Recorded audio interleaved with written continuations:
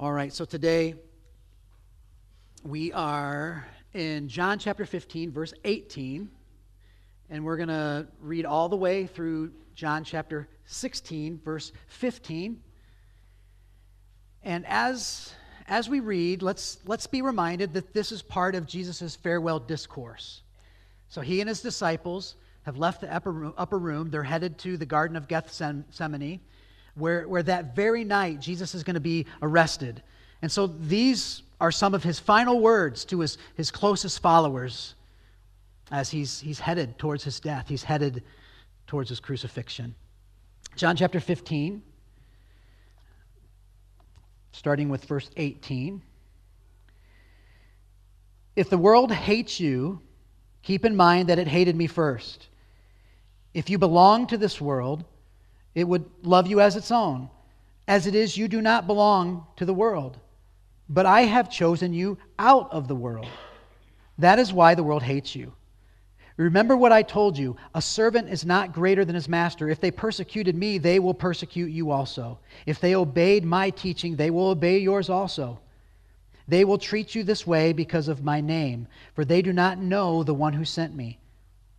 If I had not come and spoken to them, they would not be guilty of sin. But now they have no excuse for their sin. Whoever hates me hates my Father as well. If I had not done among them the works no one else did, they would not be guilty of sin. As it is, they have seen, and yet they have hated both me and my Father. But this is to fulfill what is written in their law. They hated me without reason. When the advocate comes, whom I will send to you, the Father, the Spirit of truth who goes out from the Father, he will testify about me. And you also must testify, for you have been with me from the beginning. All this I have told you so that you will not fall away. They will put you out of the synagogue. In fact, the time is coming when anyone who kills you will think they're offering a service to God.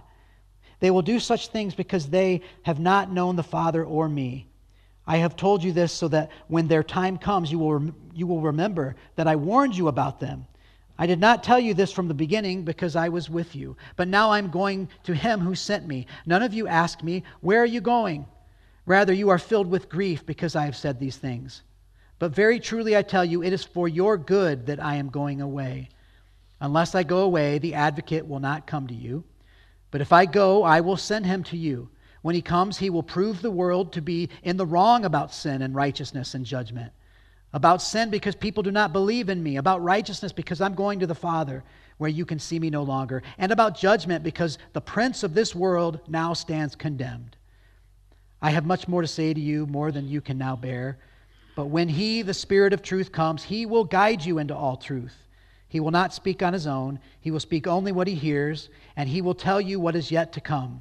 He will glorify me because it is from me that he will receive what he will make known to you. All that belongs to the Father is mine. That is why I said the Spirit will receive from me what he will make known to you. Okay, let's work our way through the passage, and I want to start with verse 18 again. If the world hates you, keep in mind that it hated me first. If you belong to the world, it would love you as its own. As it is, you do not belong to the world, but I have chosen you out of the world. That is why the world hates you. Remember what I told you, a servant is not greater than his master. If they persecuted me, they will persecute you also. If they obeyed my teaching, they will obey yours also. They will treat you this way because of the name, for they do not know the one who sent me. So Jesus tells his followers that the world has hated him, and therefore they shouldn't be surprised if it hates them as well. How comforting, right? But so far in Jesus' farewell discourse, his words have been comforting. They've been extremely encouraging. He's given them a new command to love as he loves. He's told them that he's leaving, that he's headed to the cross. He's headed to the cross to prepare a home, a dwelling place for them in the presence of the Father. He's promised that even though he's leaving, that he's going to return and he's going to provide for them a comforter. He's going to provide for them an advocate, a counselor, the Holy Spirit, to empower them to continue his work. He's encouraged them to cling to him, to stay connected to him, to dwell, to remain, to abide in him in order to bear much fruit. And now he tells them in the midst of all that, they can expect opposition. They can expect hatred from the world. When Jesus talks about being hated by the world, who or what is he referring to? I think we have to distinguish between a few things here. Is he talking about the world? When he says that they're going to be hated by the world, his followers will be hated by the world, is he referring to this world as in God's creation? Is he referring to the world as in, a bunch of individual people? Or is he referring to the world as in the kingdoms of this world, the systems of this world, the ways of this world? I think it's important that we think through this. Jesus is not obviously referring to the world as in his creation. And we talked about this a few weeks ago. This world that is our home. This place is our home, and this is his dwelling place among us. And he's created us for this place. He's not referring to that. He's not necessarily referring to individual people. Why do we know that? Or how do we know that? Well, what have we seen so far in John's gospel? Throughout John, and really throughout all the gospels, we see that Jesus received the most hostility, the most opposition from whom? The Pharisees and the religious leaders. They're the ones that hated him. However, he was a friend of tax collectors and sinners and outsiders. They seemed to enjoy his company. They seemed to want to be with him. They seemed to like Jesus, and he was generally accepted by the crowds. So the fact is, some accepted him, some believed in him, and some didn't. And so he's not saying that everyone, every individual person has shown him hatred, and therefore everyone will hate his followers. He says in verse 20 that if the world hates you, and some will persecute you, and some will obey. When he speaks of the world hating him, he's referring to the world in general terms. This world, as in the corrupt, sinful systems of this world, the earthly kingdoms of this world, the rebellious ways of this world. This world that God has loved has turned against its creator. Humanity in general has been in rebellion against God and his ways from the very beginning, and therefore against Jesus and in turn his followers.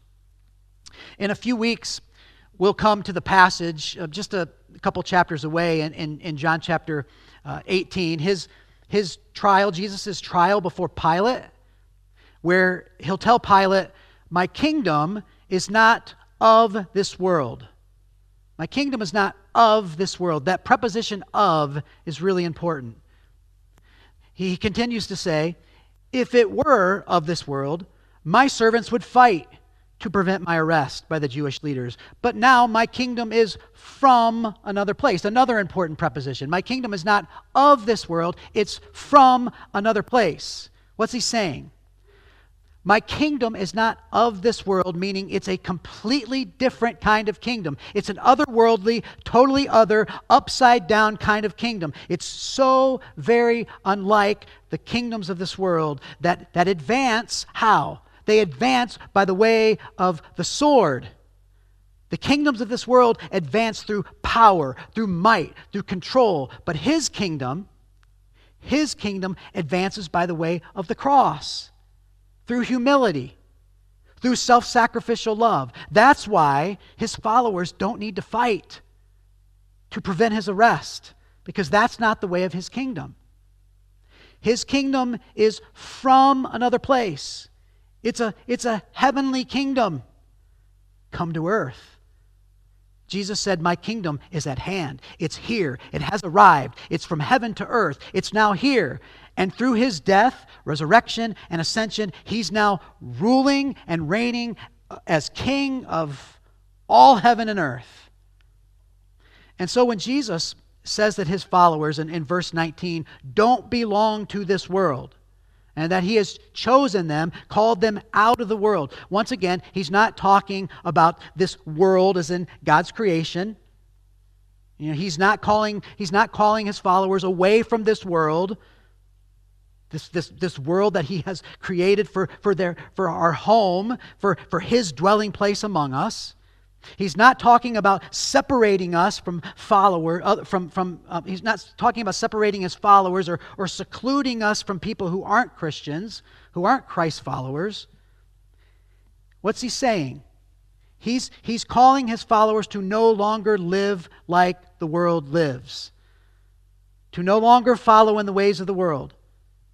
His followers are in this world, but not of this world. His followers are now participating in a totally different kind of kingdom. Citizens of a different, otherworldly kind of kingdom.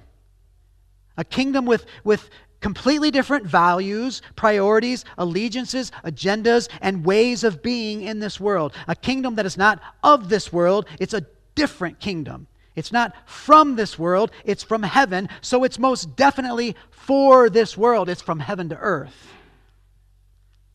Now, I'm not an English teacher, but I think these prepositions matter. They matter greatly. His kingdom is not of this world. It's not from this world, but it's most definitely for this world. It's from heaven to earth. In John chapter 17, a couple chapters from now, Jesus says of his followers, they are not of this world, even as I am not of it. And so just as Jesus faced opposition and hatred and persecution, his followers will face the same opposition, the same hatred, the same persecution as their new kingdom priorities. Values, allegiances, agendas, ways of being will come in conflict with the kingdom of this world's priorities and values and allegiances and agendas and ways of being in this world. He tells his followers to expect it. Let's continue in verse 22. If I had not come and spoken to them, they would not be guilty of sin. But now they have no excuse for their sin. Whoever hates me hates my Father as well. Notice Jesus' ministry was a ministry of words. The message that he spoke, his powerful teaching, but they rejected that message. If I had not done among them the works no one else did, they would not be guilty of sin. As it is, they have seen, and that they have hated both me and my Father. His ministry was also a ministry of works. I mean, think of all the incredible claims that he's made about himself. As we've moved throughout this series on the Gospel of John, all the I am statements, what he's claimed of himself, these 7 I am statements. And think about all the incredible signs that Jesus has displayed. They have heard his words, they have seen his works, and they've still rejected him. That's the sin that he's referring to. That's the sin they're guilty of, rejecting him. But this is to fulfill what is written in their law. They hated me without reason. And Jesus right here is quoting from the Psalms, a couple of Psalms, Psalm 39 or Psalm 35 and Psalm 69. They've rejected Jesus and have hated him for no reason, for absolutely no reason at all. So while this isn't very encouraging to let his disciples in on how they're going to be treated, how they're going to be hated and persecuted and rejected by the world, he reminds them next of something really, really important. Verse 26, when the advocate comes, whom I will send to you from the Father, the Spirit of truth who goes out from the Father, he will testify about me. And you also must testify, for you have been with me from the beginning.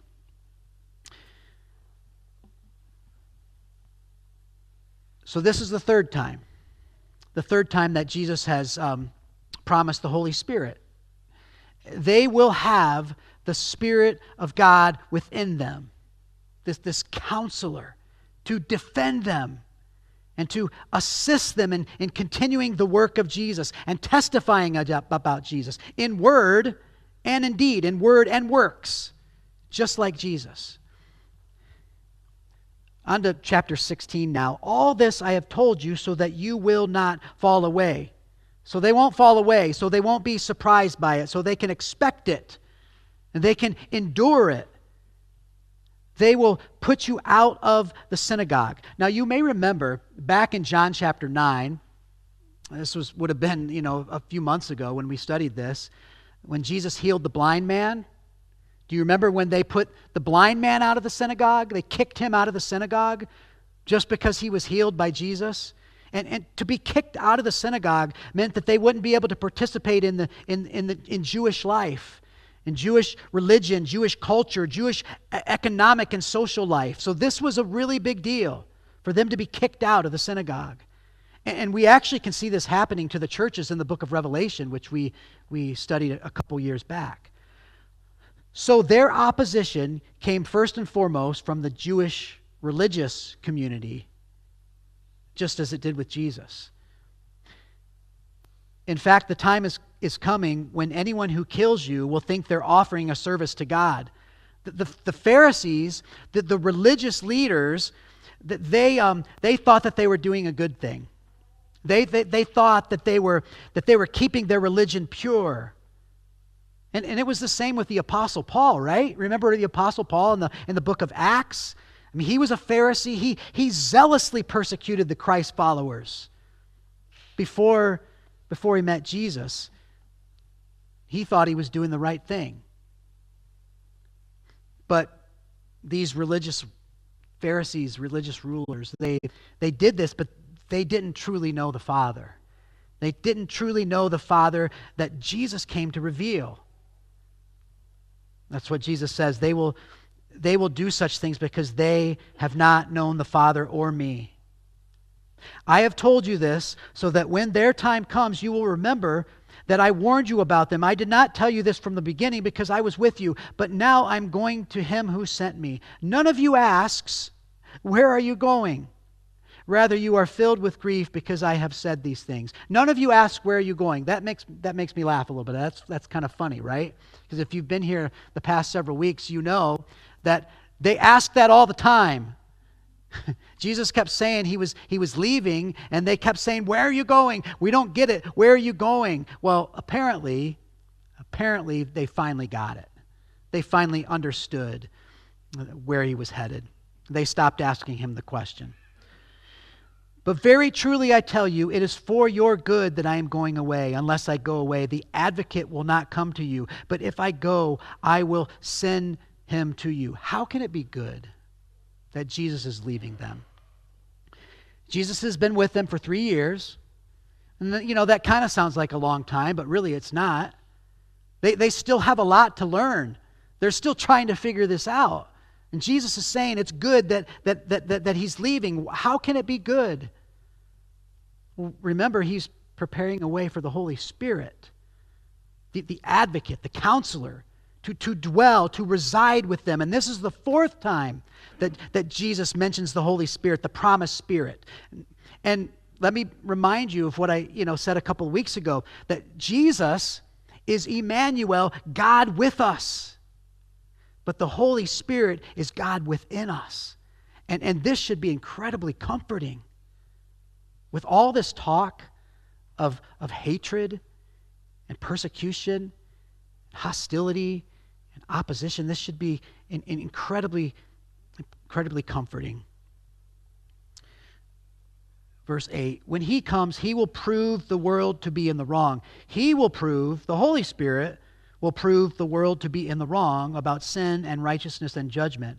About sin because people do not believe in me, about righteousness because I am going to the Father where you can see me no longer, and about judgment because the prince of this world now stands condemned.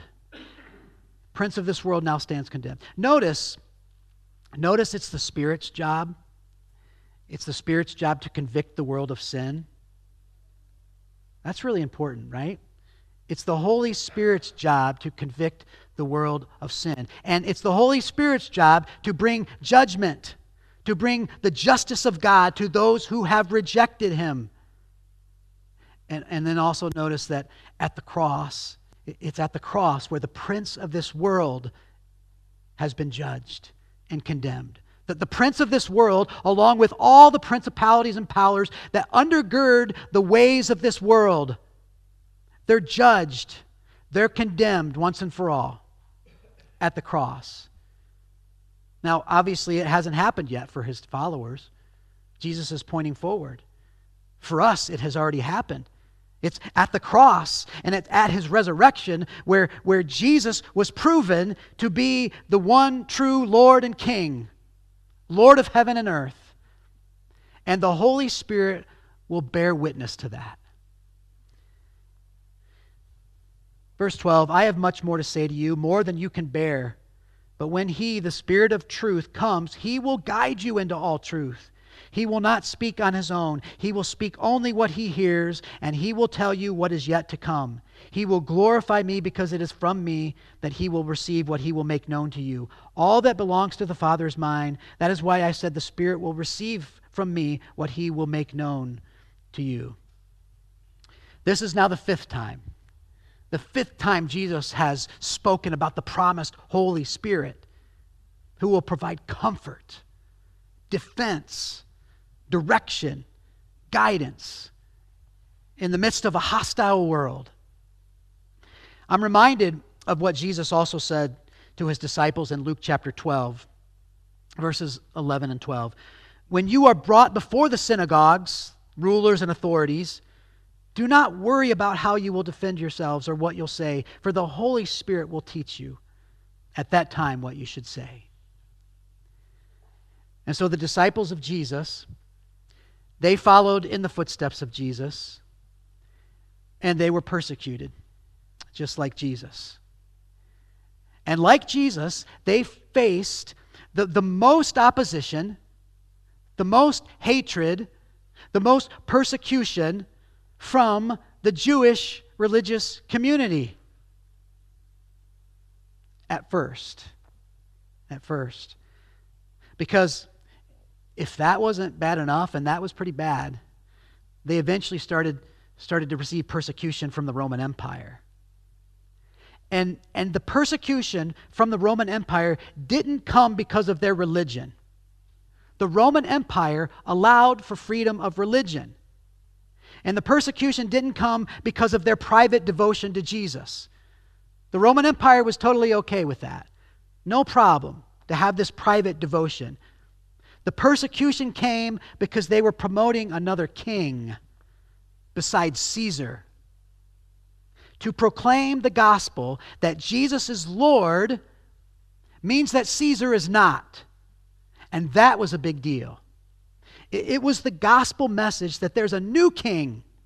There's a new king who deserves all the honor and all the allegiance. That's what was so offensive. And that's what got them into trouble with the empire. And that's what led to horrible persecution. Horrible suffering. Things that we just can't even imagine. But also like Jesus, some believed their message. And some obeyed the teachings of Jesus. Some heard their words, and some witnessed their works, and they were drawn to this king and his otherworldly, upside-down kingdom that was so very different from the kingdoms of this world. Some believed. Some accepted the message. And here we are today. Here we are today. So what's our takeaway from all this? I know it's a lot. How can we respond? Honestly, I don't think we can really relate to this. All of this talk of hatred, persecution, what Jesus endured, what his followers endured, what many Christians around the world are still enduring today because of their faith in Jesus. People are being put to death. People are facing tremendous suffering in other parts of the world today just because they have faith in Jesus, because they're proclaiming that Jesus is the true Lord and King. We really can't relate to that. I know I can't.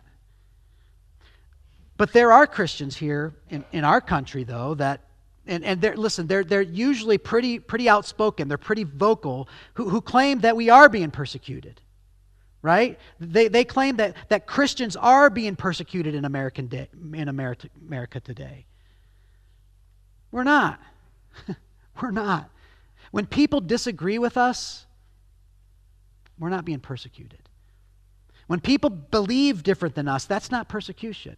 When people live in a different way than us and don't like us, that's not persecution. When policies are enacted by the government that go against our values as Christians, that's not persecution. Until we're treated worse than other groups of people here in the United States, we're not being persecuted. We're not being persecuted. As Christians in America, those of us who are in this world, but not of this world, we should be so thankful for the freedom that we have, the religious freedom that we have to worship our God, right? I mean, we celebrate that. We're going to celebrate that tomorrow on Memorial Day, that the freedom that we have to worship, that people actually sacrifice their lives so that we can have that freedom. It's not like that in other places in the world. We should be so grateful for that. But we also should care deeply for the freedoms of all religions and all beliefs in our country. Why? Why is that important? Why is that important? Because that's what we want for ourselves, right? And this is really, really important. We should want to maintain a culture, an environment, a country where there's freedom to express different ideas and opinions and beliefs so that we have the opportunity to lovingly persuade people of the truth of the gospel and not have to force our own beliefs on others. Because when that happens, when we force and control others, when that happens, then guess what? We've become the persecutors. We've become the persecutors, which has happened with Christians at various times throughout history. So while we aren't being persecuted, we may face hostility. We probably will face opposition. We most definitely will be hated at times because of our faith in Jesus. So what do we do about it? What do we do about it? Well, first of all, we can expect it, right? Expect it. It shouldn't surprise us. Jesus told us all about it. And when we face opposition, we're in good company. We're in good company. Following Jesus will be costly. There will be conflict at times. But when we expect it, when we're not surprised by it, we'll be ready for it. We'll be able to endure it. We won't need to retreat. We won't need to hide. We won't need to disengage. We won't need to withdraw, because we're part of a kingdom we're in this world, but not of this world. It's a different kind of kingdom. We don't need to fight back.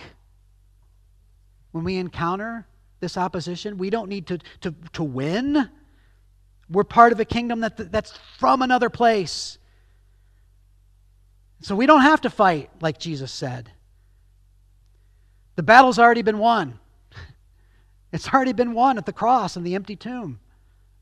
We're a part of a kingdom that's for this world. It's for this world. And so we should embody the love of Jesus, and we should embody the love of God, who desperately loved this world so much that he gave his one and only Son to die for it. So expect it. And when we expect it, that should relieve so much fear. It should relieve so much pressure in our lives. So expect it, and don't incite it, right? I mean, that should be obvious. The world hated Jesus without reason, right? For no reason at all. And I'm afraid that some Christians today are hated not because of Jesus, but because they're acting nothing like Jesus. Their works don't match their words, and they're just as hate-filled as the world. If we face opposition, if we face hatred, and eventually even if we face persecution for our faith in Jesus, so be it. So be it. The message of the gospel, listen, the message of the gospel is offensive to this world. It's offensive to this world. The message that Jesus is Lord means that they're not. And no one else is. He alone is Lord. He alone is King. He alone is in charge. But let's let that message be the only thing that offends. Let's not give people added reason to oppose us. And then finally, we need to rely on the Holy Spirit. When we face opposition and hostility, we don't have to retaliate because it's the Spirit's job to defend us. It's the Spirit's job to convict the world of sin. Our job is to engage this world with the words and the works of the gospel, empowered by the Spirit of God. That should bring us so much comfort, right? The Spirit of the living God is living within us. We should be comforted by that. As followers of Jesus, we're set apart as citizens of another kingdom with completely different priorities and values and allegiances and agendas and ways of being in this world. It's a kingdom that's not of this world. It's a very different kind of kingdom. It's a kingdom that's not from this world. It's a heavenly kind of kingdom. But it's a kingdom that's most definitely for this world. It's heaven to earth. Heaven to earth. And that's the gospel. That's the gospel to which we bear witness. Not alone, empowered by God's Holy Spirit. As the worship team comes up, I'm gonna read our passage again for today, but I'm gonna read it from the Message version, just so we can hear a different perspective, a different way of wording it. If you find the godless world is hating you, remember it got its start hating me. If you lived on the world's terms, the world would love you as one of its own. But since I picked you to live on God's terms and no longer on the world's terms, the world is going to hate you. When that happens, remember this. Servants don't get better treatment than their masters. If they beat on me, they will certainly beat on you. If they did what I told them, they will do what you tell them. They are going to do all these things to you because of the way they treated me, because they don't know the one who sent me. If I hadn't come and told them all this in plain language, it wouldn't be so bad. As it is, they have no excuse. Hate me, hate my Father, it's all the same. If I hadn't done what I have done among them, works no one has ever done, they wouldn't be to blame. But they saw the God-given signs and hated anyway, both me and my Father. Interesting. They have verified the truth of their own scriptures, where it is written, they hated me for no good reason. When the friend I plan to send you from the Father comes, the Spirit of truth issuing from the Father, he will confirm everything about me. You too, from your side, must give your confirming evidence, since you are in this with me from the start. I've told you these things to prepare you for rough times ahead. They are going to throw you out of the meeting places. There will even come a time when anyone who kills you will think he's doing God a favor. They will do these things because they never really understood the Father. I've told you these things so that when the time comes and they start in on you, you'll be well warned and ready for them. I didn't tell you this earlier because I was with you every day, but now I'm on my way to the one who sent me. Not one of you has asked, 'Where are you going?' Instead, the longer I've talked, the sadder you've become. So let me say it again, this truth. It's better for you that I leave. If I don't leave, the friend won't come, but if I go, I'll send him to you. When he comes, he'll expose the error of the godless world's view of sin, righteousness, and judgment. He'll show them that their refusal to believe in me is their basic sin, that righteousness comes from above, where I am with the Father, out of their sight and control. That judgment takes place on the ruler of this godless world.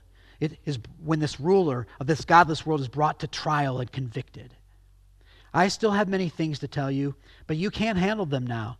But when the friend comes, the Spirit of truth, he will take you by the hand and guide you into all truth, into all the truth there is.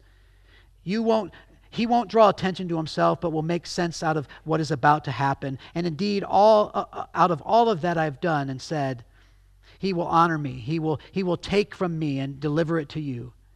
Everything the Father has is also mine. That is why I've said he takes from me and he delivers to you.